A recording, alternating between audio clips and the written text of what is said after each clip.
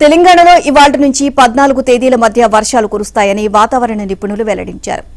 ఈ 10 రోజుల వ్యవధిలో ఓ మోస్తరు వర్షపాతం నమోదయ్యే అవకాశం ఉందని పేర్కొన్నారు.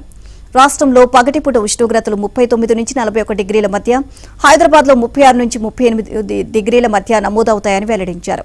ఇక అలాగే ఉష్ణోగ్రతలు తగ్గుముఖం పడతాయని తెలియజేశారు. ఇక రాష్ట్రంలోని కొన్ని జిల్లాలో ఇవాళ రేపు 50 నుంచి 60 కిలోమీటర్ల వేగం కలిగిన ఈదురుగాలులతో కూడిన వర్షాలు అక్కడక్కడ కురిసే అవకాశం ఉందని హైదరాబాద్ వాతావరణ కేంద్రం వెల్లడించింది. అలాగే చాలా జిల్లాలో తేలికపాటి నుంచి మోస్తరు వర్షాలు అక్కడక్కడ కురిసే అవకాశం ఉందని తెలియజేసింది. నైరుతి రుతుపవనాలు కేరళం, తమిళనాడులోకి ఇవాళ ప్రవేశించడానికి పరిస్థితులు అనుకూలంగా ఉన్నాయని వెల్లడించింది. మరోవైపు సూర్యాపేట జిల్లా గరిడేపల్లిలో అత్యధికంగా 44.8 డిగ్రీల గరిష్ట ఉష్ణోగ్రత నమోదు కాగా, ఖమ్మం జిల్లా ఎన్కోరులో అత్యధికంగా 5.7 సెంటీమీటర్ల వర్షపాతం నమోదైంది.